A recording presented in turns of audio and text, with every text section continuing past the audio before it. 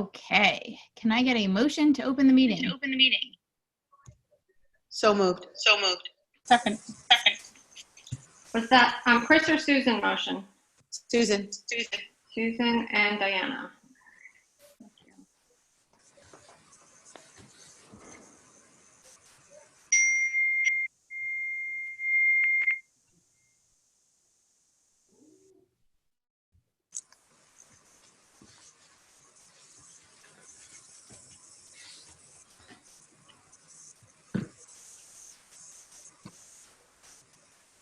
Should be up for you to vote. Thank you. Chris, are you able to vote? Looks like she's muted.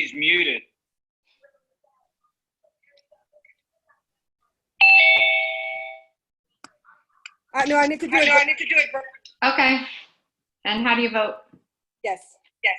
Okay, and Brian and Alex are not there yet? I'm here. Oh, Alex is here. Alex, are you a yes to open the meeting? Reluctantly. And is Brian there yet? No. Okay. All right. That's 6 yes. And Brian's not there. Let's stand for the Pledge of Allegiance. I pledge allegiance of the United States of America and to the republic for which it stands, one nation, under God, indivisible, with liberty and justice for all.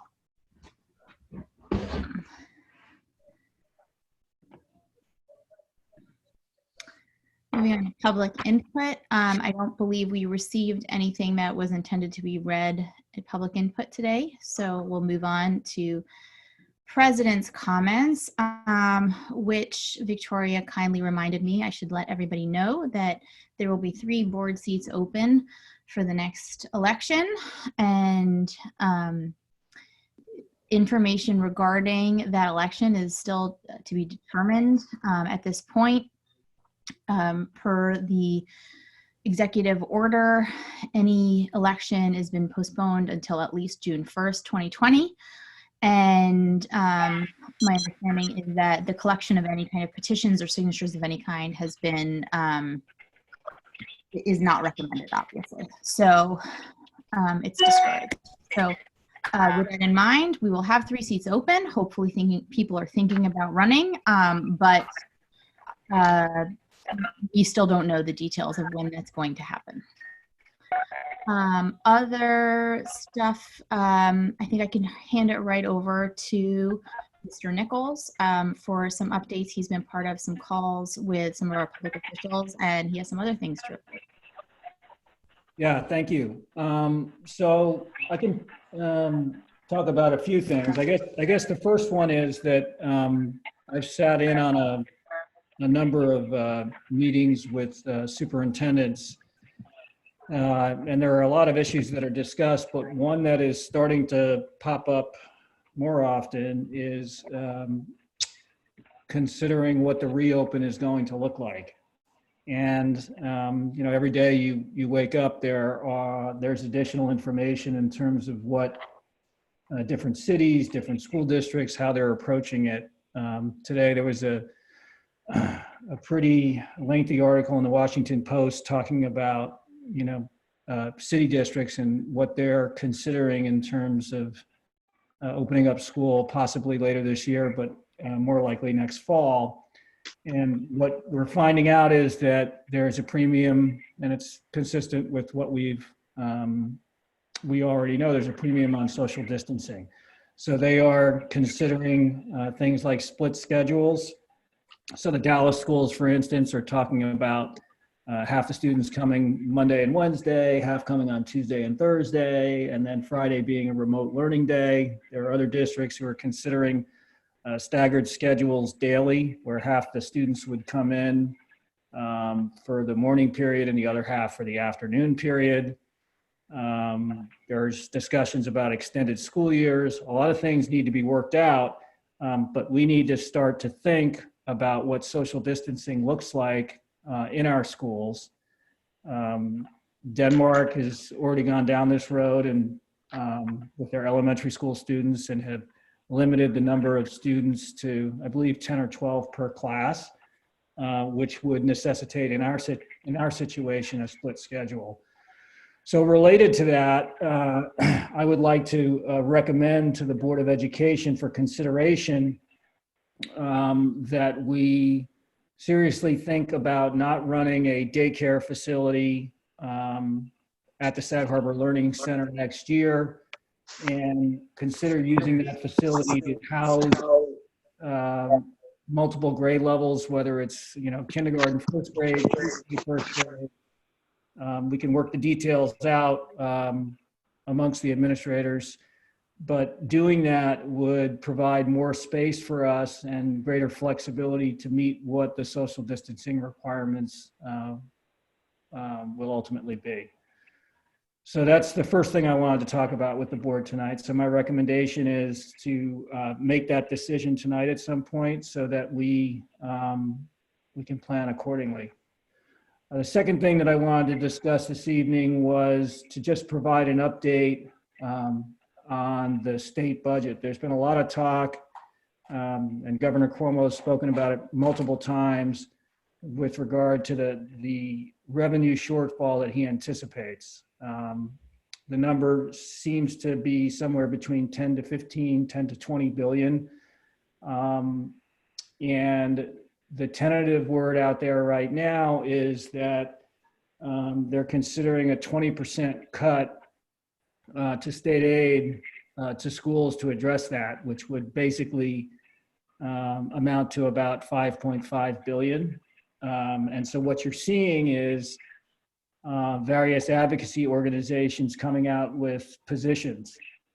So the New York State School Boards Association executive director, I think his name is Schneiderman, came out with a letter today basically asking the federal government to, in their next round of stimulus funds, devote a lot of money to states to address the anticipated shortfalls, so that if there is a cut of 5.5 billion, that the impact on districts is not catastrophic. So I think you're going to be hearing a lot about that in the next couple of weeks.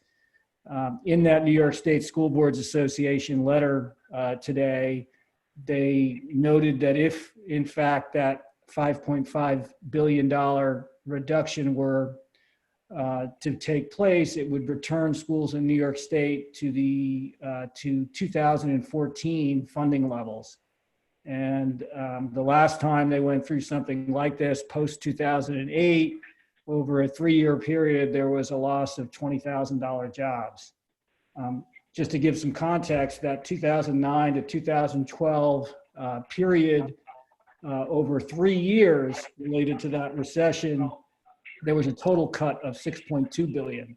So in this instance, they're talking about 5.5 billion in 1 year. Also, back in 2009, 2012, I was working in Sag Harbor at that time. Of that $6.2 billion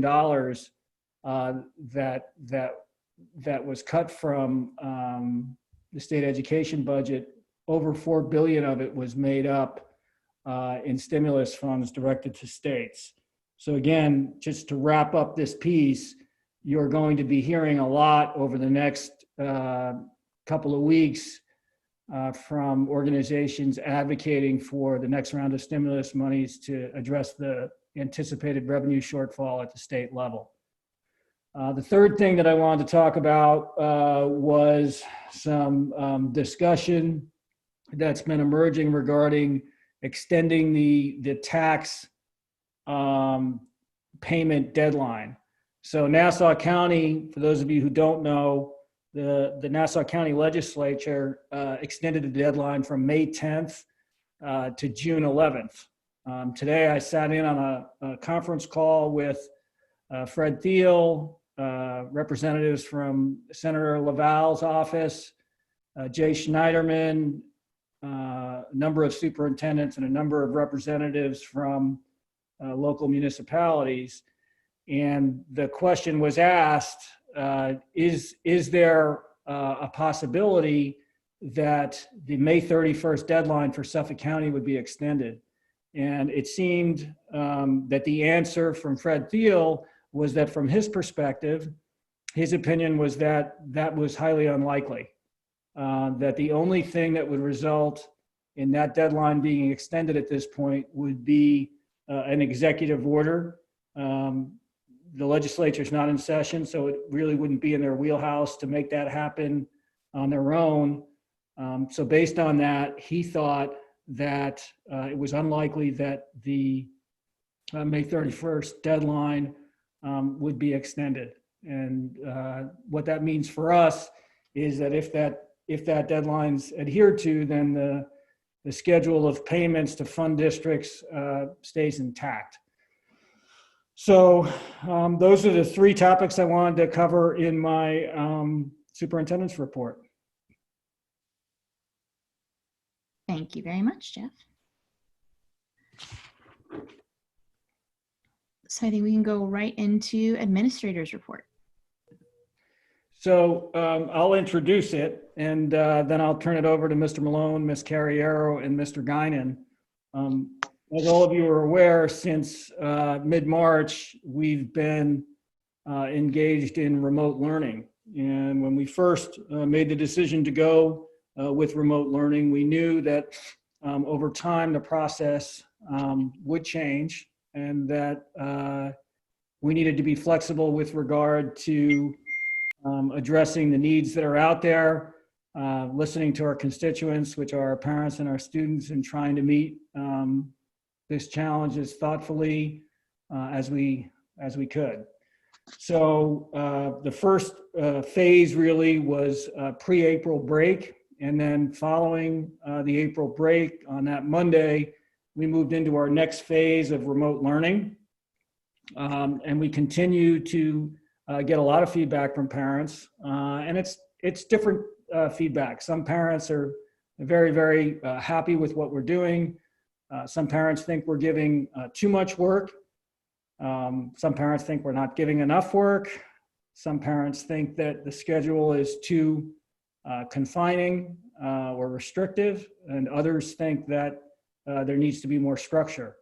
But throughout this whole process, what we've tried to do is to approach it in a measured, thoughtful way and adapt as needed. So tonight, what we're going to be doing is each, Mr. Malone, Ms. Carriero, and Mr. Guinan are going to provide a brief overview of what the remote learning structure is for their building, and then provide a quick example or two of what live interactions look like, whether it's office hours or live instruction, that type of thing. So with that, I know that we pre-recorded, in keeping with this remote environment, we pre-recorded some presentations. So I'll start with Mr. Malone. So this is just a brief video that we shared actually during the remote morning program, which we've been doing each morning to start the day off. And in essence, it tries to share with children and their parents and family members what our remote learning site looks like and how to navigate it, and just kind of gives like a little bit of direction for that. Wonderful kindergarten staff. Below, you'll find a welcome letter. All our sites have a weekly welcome letter, which outlines some of the upcoming events for the week. And then below the letter, on each grade level site, you'll find a class schedule. And this is a suggested outline for the day, possibly a way to organize one's day as they approach our remote learning site. You can see that at 8:45, we begin with morning program each day. And then there's some time for getting organized and setting things up in our household so that we're ready for our learning. On Mondays and Fridays, there's time set up for Google Hangout. And for example, if I'm in KR, I could hit the KR link, and that would take me to the Google Hangout to meet my teachers and my classmates. During the daily schedule, there is time set aside for working on our assignments, as well as noted office hours, which is time where the teachers and members of our faculty will be available to assist children with their work, or answer any questions that they may have. We, of course, set time aside for a healthy snack, as well as a midday lunch and recess break. We invite children to visit our special area classes as well, such as physical education or library, and clicking these links will take you to Google Hangouts with those special area teachers. As you progress through the day, you'll continue with your assignments, of course, doing your very best. To access your assignments, remember that there are links with the specific day. So, for example, on Monday, April 13th, you would click this link, and that would take you to the assignments for the day. Doing your very best, you'll wrap up the day hopefully around 3 o'clock. And then if the weather allows, you'll get outside and enjoy yourself with some outside play. So we're hoping that these daily schedules, which are just a suggestion, and we understand that families may have to make adjustments accordingly, but we do hope that these schedules can frame out the day for our students. We are looking forward to seeing you at the various Google Hangouts, and we're also hoping that the office hours provide some helpful support for the boys and girls. The next brief video actually gives an introductory lesson from a first grade teacher. Of a first grade foundations lesson, and this is going to be presented by classroom teacher Brianna Cohen. Hi, first grade. We're going to warm up today with some practice of our welded or glued sounds. You can do them with me the first time and then try them once on your own. A-L-L, ball, all. A-M, ham, am. A-N, fan, an. A-N-G, bang, ang. I-N-G, ring, ing. Now, we like this approach because our children are clearly familiar with the presenters of the lessons, their classroom teachers. We also felt that this was a good way to go because our families can access the material at any time during the day, or even in a situation where a child may need to do a little bit of review or go back and do the lesson again, it would then be available to them. If you die. Yeah, so mine's just giving you an overview of what we're doing in the middle school. It actually explains what the Google Classroom looks like from the teacher end as well as the student end, and then an example of what instruction might look like. Okay, give me 1 second here. Try to get that one up now. Hi, this is Miss Carriero. Here's Pearson Middle School's remote learning examples. For this remote learning experience, our kids are using the Google Classroom aspect for our middle school. For each Sunday evening, a letter goes out to families as well as students with a teacher schedule and week at a glance, and this is what you're looking at. This was this week's email that went out to our families and students, and the links for the 6th, 7th, and 8th grade teacher schedule and week at a glance. As we know, middle schoolers need to organize themselves and have a plan of action because this is what they're learning, especially in that middle level. So you can see that we did this for them. So if we click on the 6th grade schedule, I'm actually going to use the top to do that. You can see the teacher schedule and week at a glance. So when I click on that 6th grade teacher schedule and week at a glance, what pops up, if I scroll up, you can see it. This is the first part is the teacher schedule, and this is where the live instruction and office hours and the read alouds and the discussions that teachers are holding through Google Hangouts is. And then if you scroll down, the week at a glance with each subject Monday through Friday of what's being expected. As middle school students, we thought this added week at a glance is helpful for parents as well as the students to organize themselves and see what they need to do. So this is just for 6th grade. For 7th grade, it's the same thing. You can see it says 7th grade teacher schedule for this week, April 27th to May 1st. You see the times, the days, and then what's being offered. And then if you scroll down, You continue seeing that live instruction and office hour schedule. And then from there, underneath it is the week at a glance, right? So it says what the course is, and from there, same thing goes for the 8th grade. So if we scroll up, here's the teacher schedule for the 8th grade, and if you scroll down, there's the week at a glance. You can see the subjects and the days of the week and what's being expected for each kid. Here is the aspect of the teacher schedule and the week at a glance. Now we're going to show you what a teacher classroom looks like. So I'm going to click on Miss White Dunn's 7th grade Social Studies Period 2 class. If you see when it pops up, on the top it has the title of the class, and then the stream, classwork, people, grades. We don't use the grading aspect. We are using eSchool. If you remember, in eSchool, we are not using actual letter grades. We're using S for submitted, PS for partially submitted, and N for not submitted. As you can see, Ms. White Dunn uses her stream to give an overview for the week of what's being expected. Besides just using that week at a glance, Ms. White Dunn actually spells it out for kids on her stream. So from the stream, we're now going to click on classwork. So when we click on classwork, what shows up is the topics that Ms. White Dunn's teaching, as well as when they're due and what time they are due. Now I want to show you the Google Classroom from the standpoint of a kid. So we're on Hannah Martinez. We're going to click on that classroom link when you're in your Gmail account. It's in that top right corner of grid, and you click on the classroom button. You can see it. It looks like a chalkboard, so we're going to click on that. Once there, a page will load with all the different Google Classrooms that they have. Currently, the 6th grade is working on a multidisciplinary approach, so there's one Google Classroom for the entire 6th grade. They finished the book Call of the Wild, which was the previous Google Classroom. Now they're on the Mysterious Benedict Society. So we're going to click on the Mysterious Benedict Society.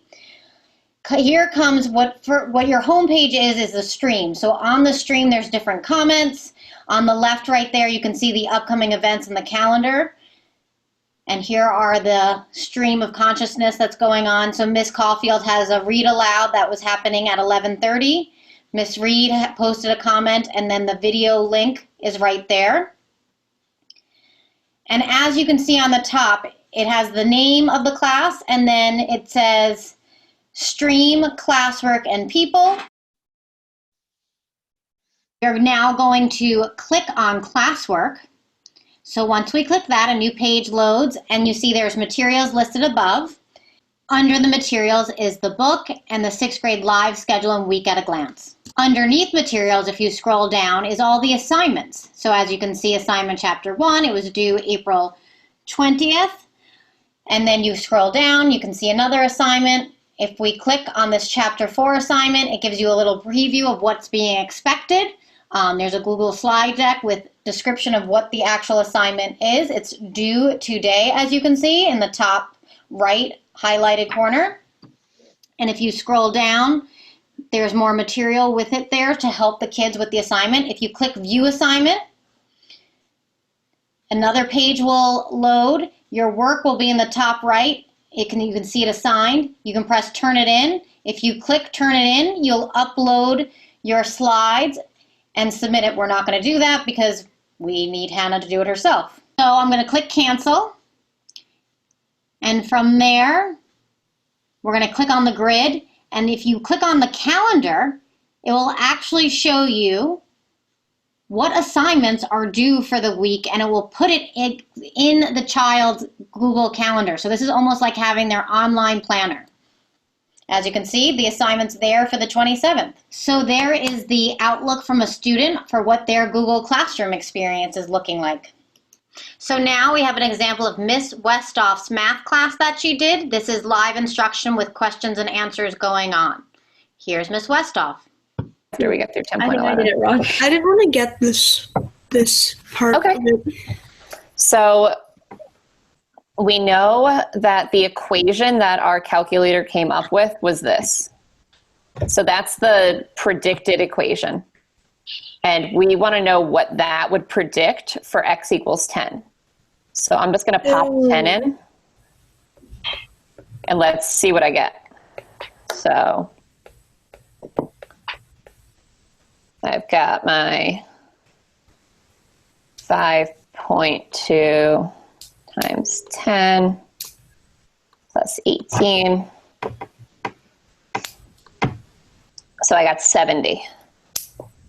So my equation predicts that the answer would be 70. Okay, and then the actual answer is 62. Mm-hmm. Okay, so then Oh, okay, that's the part I missed. There you the go. predicted is 70. Yep. So it's going to be -8. So that Yes, it is. concludes our Pearson Middle School remote learning and what it looks like between the teacher schedules, the week at a glance, and the Google Classrooms. Let's move right into high school. Mr. Fisher? High school, most teachers are using Google Classroom. So students go to the Google Classroom for their particular course. In this case, this is a class I co-teach with Mr. Solo, Mind and Meaning. And on the main page is the stream where there are announcements. The students also get email notifications whenever we leave an announcement. Here is under the classwork tab is all the different assignments for the class.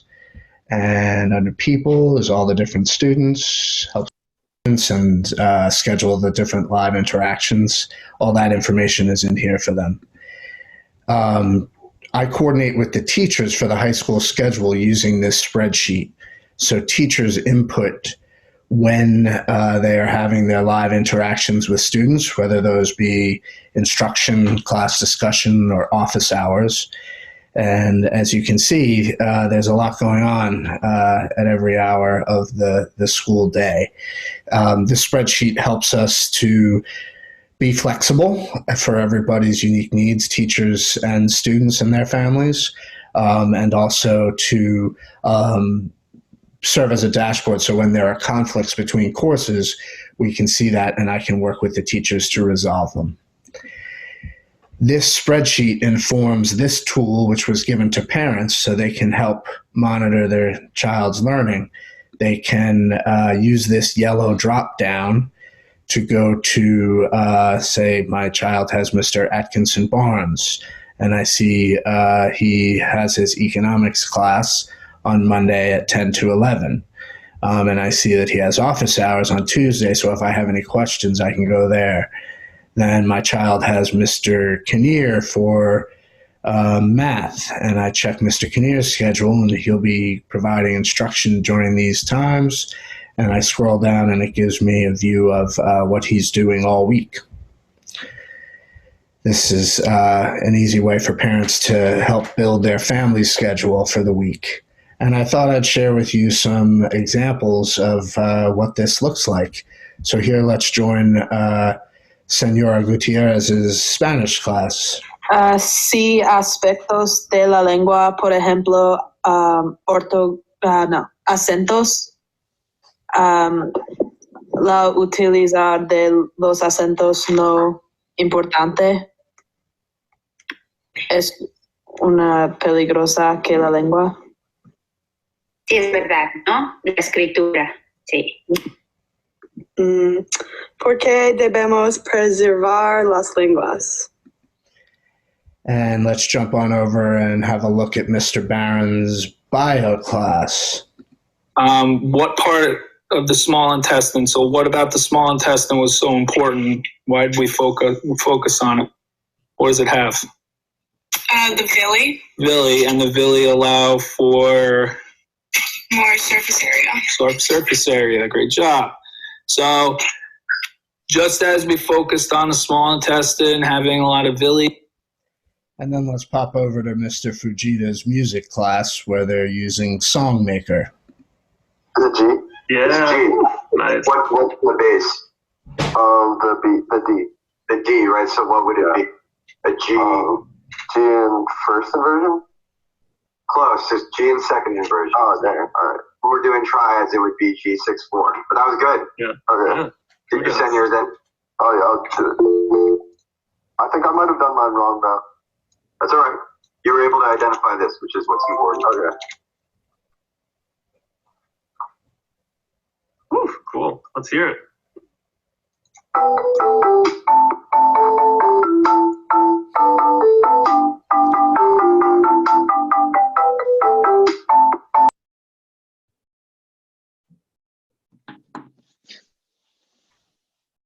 All right, I think that covers it, Mr. Fisher.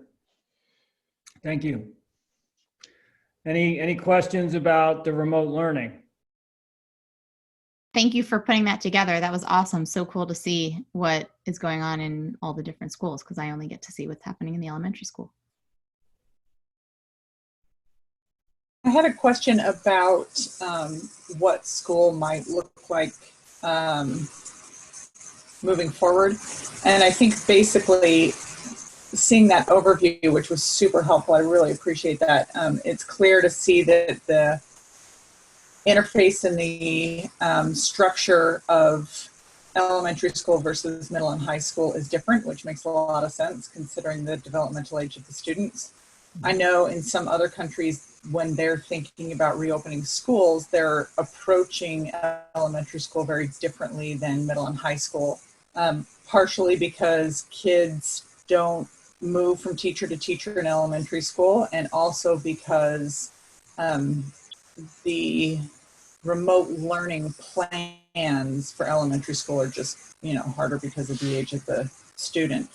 So I think as we kind of grapple with what this might look like moving forward, I would just encourage us to continue to think about them differently, as we have been, clearly based on that presentation. I know and this will probably be dictated by the governor, not our decision, but I know that some countries are even thinking about sending the elementary school kids back first, because they need that structure and interaction even more so. But I'm sure that won't be our call. But anyway, I thought I'd throw it out there to continue to think about those differently. Thank you for the presentation. It's great. You're welcome. I think one of the things related to, there was an article, I think that NPR put out the other day, which talked a little bit about the different challenges, just as you noted, that different age groups present school districts with. One of the things at the middle high school level, which will be hard, is the fact that students, that is, travel from class to class throughout the day. So there might be a push towards trying to take groups of students and condense their schedules so they can travel together, so that the students stay in one classroom and the changing entity is the teacher. So the teacher would move from class to class where a group of students would stay in the same class. And the details of what that looks like will have to be worked out. But some of the superintendents were talking about that as well. So there's a lot that needs to be worked out.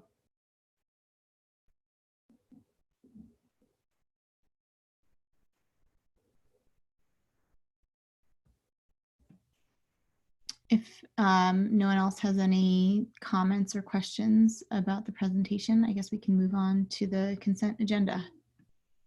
Can I just ask a quick one? Sure. I'm sorry, I asked it and didn't realize I was on mute.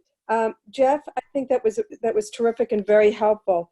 Friday's meeting with administrators raised something that might be helpful just to share on this broader scale in case parents listen to this, because this is recorded, which just had to do with the office hours of the teachers at Pearson, and knowing that office hours are not just, it sounded like, but I don't want to, maybe you can describe it, aren't just like agile and if you need extra help, but it's actually kind of a more formalized organization.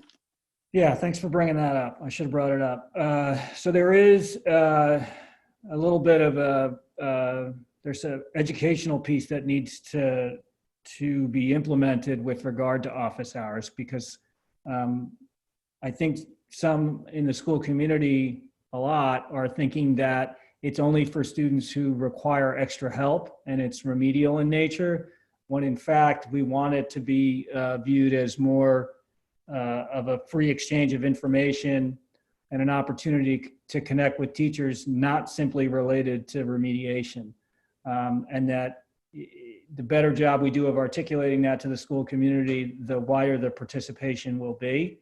And then a secondary concern that was brought up by Ms. Carriero is that we need to do or try to do a better job of educating students how to operate in this new medium, because a lot of students are not necessarily comfortable asking the questions that they would feel comfortable asking in a classroom.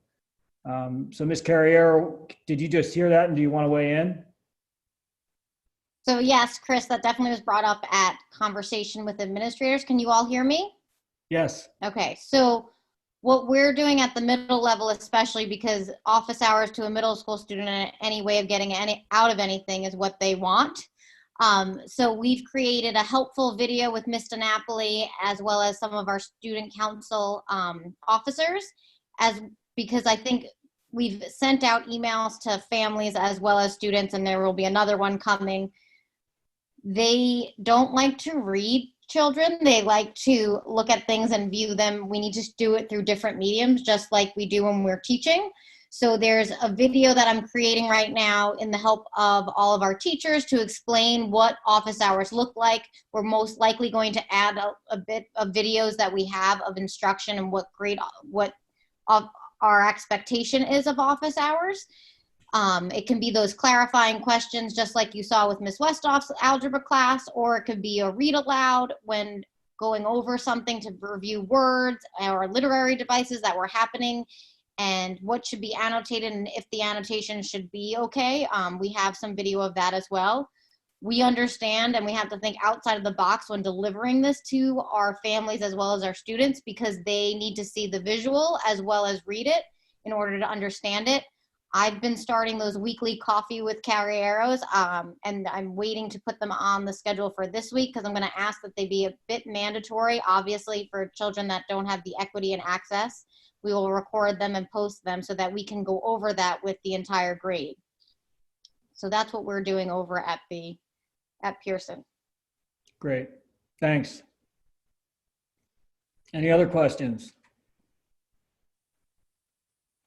I would just make one more comment, and that is that, Ms. Carriero mentioned the equity issue, and we've tried to be sensitive to the fact that students have different challenges at home. This week, we became aware of several instances where students were not able to access the live instruction because they were helping out in family businesses because of the challenges to the workforce. So we've got to adapt as needed to make sure that each student is able to access these opportunities despite circumstances that might be difficult at home. I do think that moving forward, if in fact this becomes more of a something that's going to stay with us. So for instance, if we have one day of remote learning opportunities a week next year, which is a big if, I think that it's safe to say that it'll become even more structured in terms of scheduling issues in the future. When we started with this, we were very, very cognizant of it being new for everybody and how it would be hard to adapt. But over time, we've sort of ramped up the structure, and I would anticipate that if this is with us in some way, shape, or form next year, there'll be even more structure to it. Thank you very much. And not only thank you for the presentation, but I just want to acknowledge that you guys are all essential workers, and you're honestly the glue that's holding everybody together right now, whether or not people realize it or not. Having our kids continue to keep learning and occupied, and having parents know, this is just so helpful to know what everybody's seeing in terms of the remote learning. But just, for each family, we get to have a closer view of what our kids are learning, which is an opportunity we wouldn't have otherwise. And I think we're all just so incredibly thankful to all of you for everything you've put into this. You've all gone above and beyond. Matt Malone's been delivering Chromebooks to people's houses. And I know, I've been listening in on some of my kids' classes that I never would have had the opportunity to listen in on before. And some kids that were not able to have the access. It seemed, initially the teachers light up seeing them join the Google Hangouts now that they have the access. So it's a wonderful thing that everybody's doing, and we're also appreciative. Thanks. Moving on to the consent agenda. Can I get a motion to approve items 7.1 to 7.6? So moved. Second.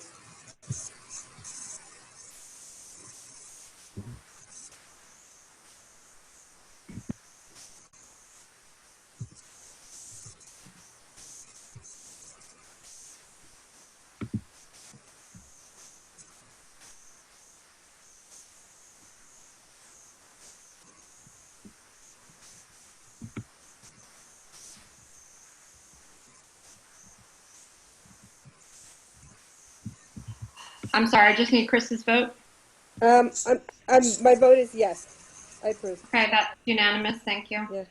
Yeah. Before we move on to the action item, it might be helpful, and I apologize I didn't email this up front. It might be helpful to give an explanation of why we are doing extensions, just in case it's not obvious to some folks why we're doing extensions to several contracts.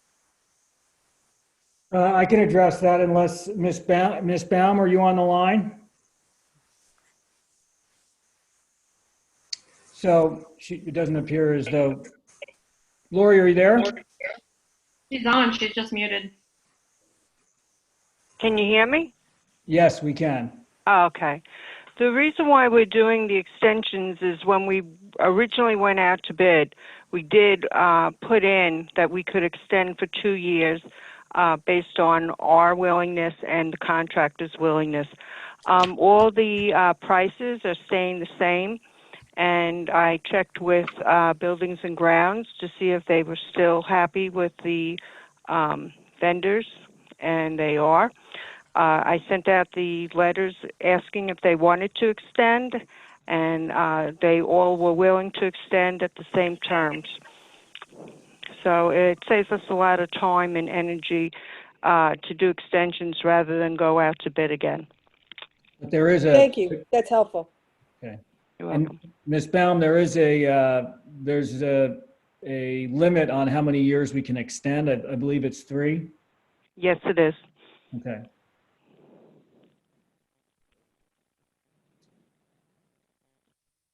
All right, moving on to the action item. Can I get a motion to approve the rejection of the daycare RFP proposal?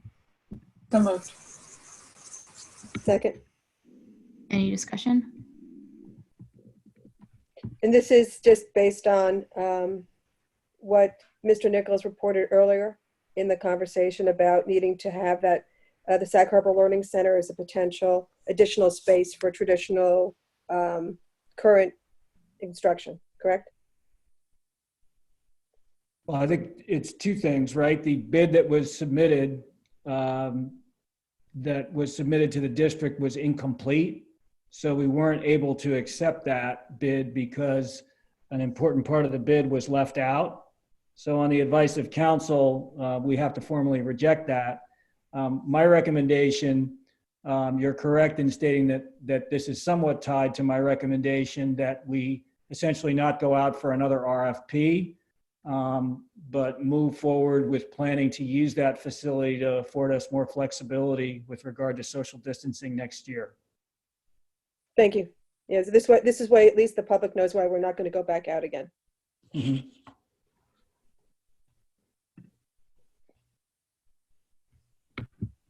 Chris, how do you vote? I vote to approve. Do you need to get the will of the board on whether we go back out for another RFP? I don't think I do. I was not under the impression that I did. The will of the board is fine. I don't think I need a resolution. So I misunderstood your question. The will of the board would be good. I'm fine with putting any daycare RFP on hold because we might very much need to use that space for social distancing. I agree based on the current conditions, and Jeff, the advice, information you gave earlier, I think we should keep that building available, not knowing what September is going to bring for us. I agree as well. I agree. I agree, and I just request that if there is some time where we don't need that building for additional space for our current students, then we open a conversation about potentially going out for bid for it. Okay, that's unanimous on the rejection of the bid. Great. And Jeff, it sounds like you have the will of the board to halt any kind of daycare for the time being. Great. All right, so I think the rest of this agenda was really just placeholders in case there's anything else to add. I don't believe we have any committee reports.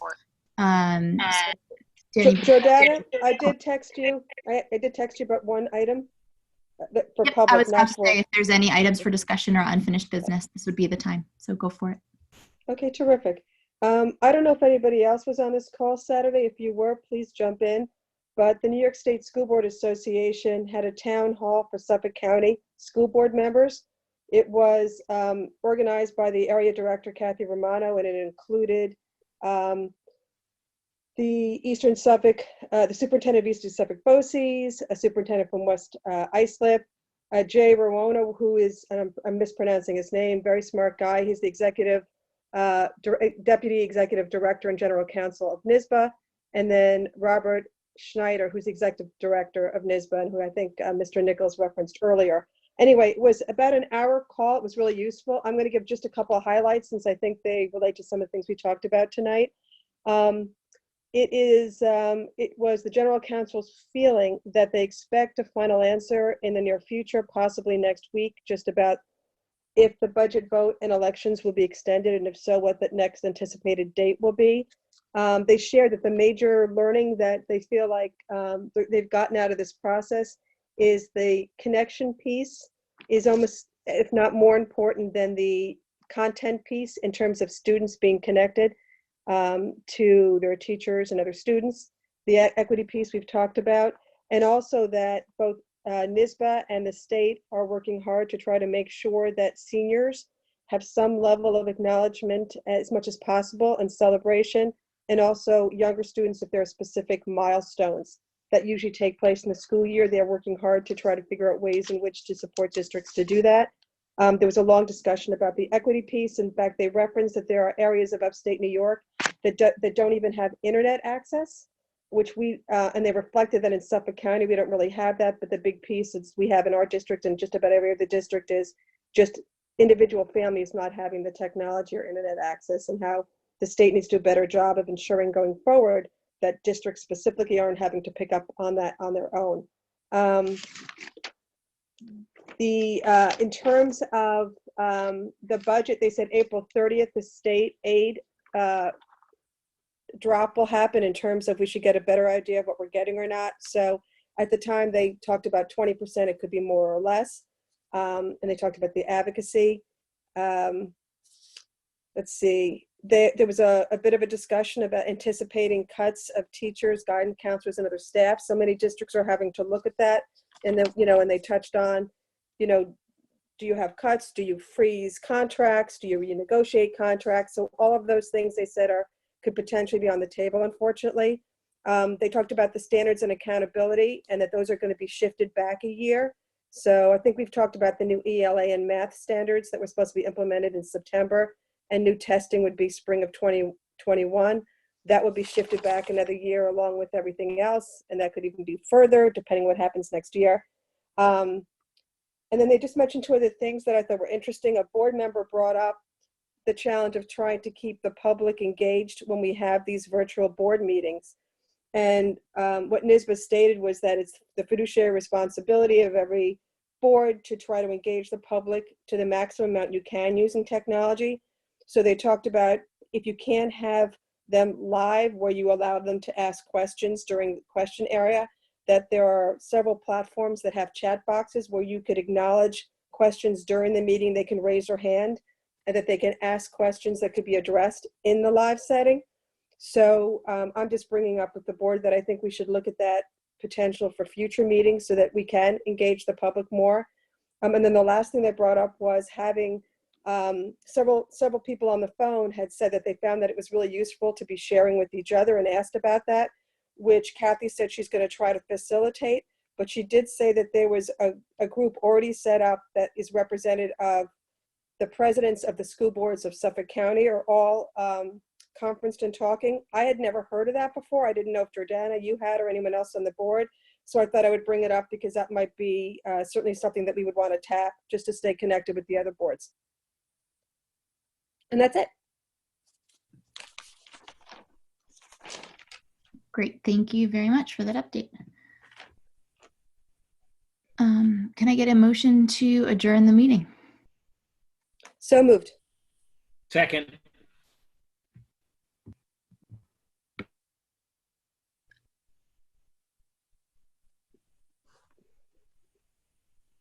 Victoria, I'm voting yes on that. Thank you.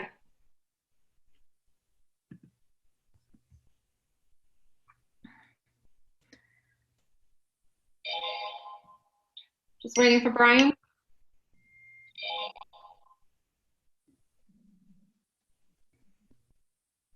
That's unanimous. Thank you. Great. Thank you, everybody. Thank you. Have a good night. Good night. Good night. And again, Have a thanks good night, everyone for all the work all the great work that's been going on. Thanks so much. Good night.